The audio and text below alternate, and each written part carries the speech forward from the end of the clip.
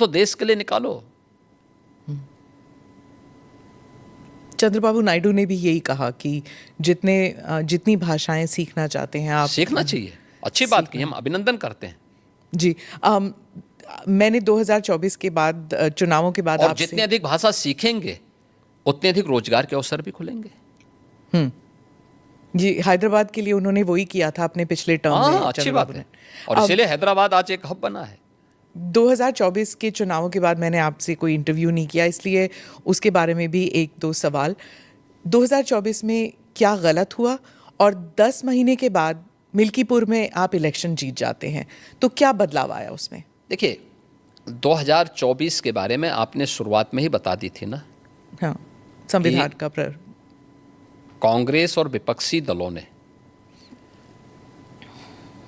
जो दुष्प्रचार किया था, और ये दुष्प्रचार ही नहीं किया था, विदेशी पैसे भी इसमें इन्वॉल्व थे। जॉर्ज सोरोस ने तो बहुत पहले इसकी घोषणा कर दी थी। पर इसकी कोई पुष्टि तो हुई नहीं। पुष्टि हुई है, अभी धीरे धीरे करके आगे बढ़ने दीजिए, बहुत सारे तथ्य सामने आएंगे। व्यापक पैमाने पे दुष्प्रचार का माध्यम, एनजीओ के माध्यम से इन्होंने गांव-गांव में, सोशल मीडिया प्लेटफॉर्म के माध्यम से, डिजिटल मीडिया के माध्यम से दुष्प्रचार किया कि संविधान बदल देंगे, मोदी जी आएंगे तो नया संविधान ला देंगे, तमाम प्रकार की इन्होंने जो बातें कही। दूसरा, सोरोस के पैसे यूपी में भी लगे थे। मैं कह रहा हूं पूरे देश में विदेशी पैसा इन्वॉल्व था लोकसभा चुनाव के दौरान, जिसमें कांग्रेस और उसके सहयोगी दलों ने, जो भी इंडी गठबंधन से जुड़े हुए दल थे, ये लोग धड़ल्ले से उसके लिए डायरेक्ट इनडायरेक्ट उसमें लिप्त थे और उसी के माध्यम से इन्होंने पूरे चुनाव को प्रभावित करने का प्रयास किया था। यह कृत्य देशद्रोह की श्रेणी में आता है। एक विदेशी ताकत से आप पैसा लेकर के देश के चुनाव को प्रभावित कर रहे हैं। एक दूसरा है कि उस दौरान इन्होंने तमाम प्रकार की बात की थी, खटाखट हर एक महिला के खाते में इतना पैसा आएगा। क्या हुआ? कांग्रेस शासित राज्यों में तो कहीं भी नहीं आया। इन्होंने कर्नाटक हो या हिमाचल हो जो घोषणा की थी, आज तक किसी को पूरा भी नहीं कर पाए। पंजाब में भी कहीं नहीं कर पाए। ये तो इनका आचरण है। दूसरा, हमें कहना चाहते हैं कि भारत के संविधान का जितना सम्मान मोदी जी ने किया, नई संसद में बाबा साहब भीमराव अंबेडकर के द्वारा बनाए गए संविधान की मूल प्रति को अपने सिर में ले जाकर के और वहाँ पे सम्मान के साथ स्थापित करने का कार्य हो। बाबा साहब भीमराव अंबेडकर भारत के संविधान के शिल्पी हैं। संविधान अंगीकार करने की संविधान जिस दिन उन्होंने बना करके तैयार किया था और उसकी ड्राफ्ट कॉपी सौंपी थी देश को 26 नवंबर 1949 को, उस तिथि को भारत के अंदर संविधान दिवस मनाने का कार्य यह 2015 में 26 नवंबर 2015 से प्रधानमंत्री मोदी जी ने यह कार्यक्रम लागू कराया और जिसमें प्रतिवर्ष 26 नवंबर की तिथि को संविधान दिवस के रूप में मनाया जा रहा है। बाबा साहब भीमराव अंबेडकर से जुड़े हुए 5 महत्वपूर्ण स्थलों को पंचतीर्थ के रूप में विकसित करने का काम ये मोदी जी के कारण हो पाया। तो इन्होंने कितना दुष्प्रचार किया था उस समय, और आज जब सच्चाई सामने आई देश के लोगों ने कि नहीं ये तो कांग्रेस का दुष्प्रचार, तो देश के लिए निकालो। चंद्रबाबू नायडू ने भी यही कहा कि जितनी भाषाएं सीखना चाहते हैं आप सीखना चाहिए, अच्छी बात की, हम अभिनंदन करते हैं जी। मैंने 2024 के बाद चुनावों के बाद और आपसे जितनी अधिक भाषा सीखेंगे उतने अधिक रोजगार के अवसर भी खुलेंगे। जी, हैदराबाद के लिए उन्होंने वही किया था अपने पिछले टर्म में। अच्छी बात है और इसीलिए हैदराबाद आज एक हब बना है। 2024 के चुनावों के बाद मैंने आपसे कोई इंटरव्यू नहीं किया, इसलिए उसके बारे में भी एक दो सवाल। 2024 में क्या गलत हुआ और 10 महीने के बाद मिल्कीपुर में आप इलेक्शन जीत जाते हैं, तो क्या बदलाव आया उसमें? देखिए, 2024 के बारे में आपने शुरुआत में ही बता दी थी ना।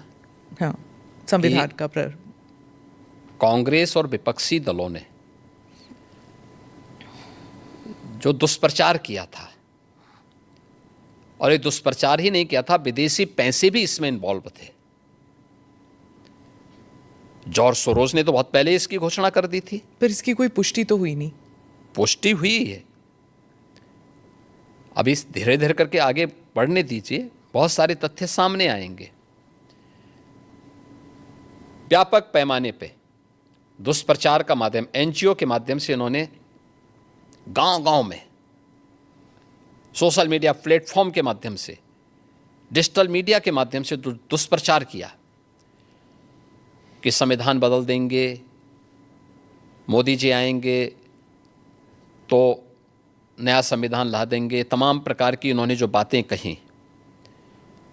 दूसरा, सोरोस के पैसे यूपी में भी लगे थे। मैं कह रहा हूं पूरे देश में विदेशी पैसा इन्वॉल्व था लोकसभा चुनाव के दौरान, जिसमें कांग्रेस और उसके सहयोगी दलों ने, जो भी इंडी गठबंधन से जुड़े हुए दल थे, ये लोग धड़ल्ले से उसके लिए डायरेक्ट इनडायरेक्ट उसमें लिप्त थे, और उसी के माध्यम से इन्होंने पूरे चुनाव को प्रभावित करने का प्रयास किया था।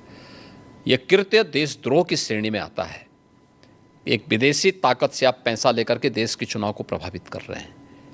एक दूसरा है कि उस दौरान इन्होंने तमाम प्रकार की बात की थी, खटाखट हर एक महिला के खाते में इतना पैसा आएगा। क्या हुआ? कांग्रेस शासित राज्यों में तो कहीं भी नहीं आया।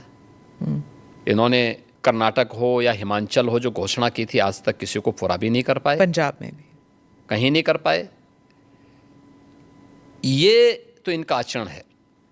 दूसरा, हमें कहना चाहते हैं कि भारत के संविधान का जितना सम्मान मोदी जी ने किया, नई संसद में बाबा साहब भीमराव अंबेडकर के द्वारा बनाए गए संविधान की मूल प्रति को अपने सिर में ले जा करके और वहाँ पे सम्मान के साथ स्थापित करने का कार्य हो।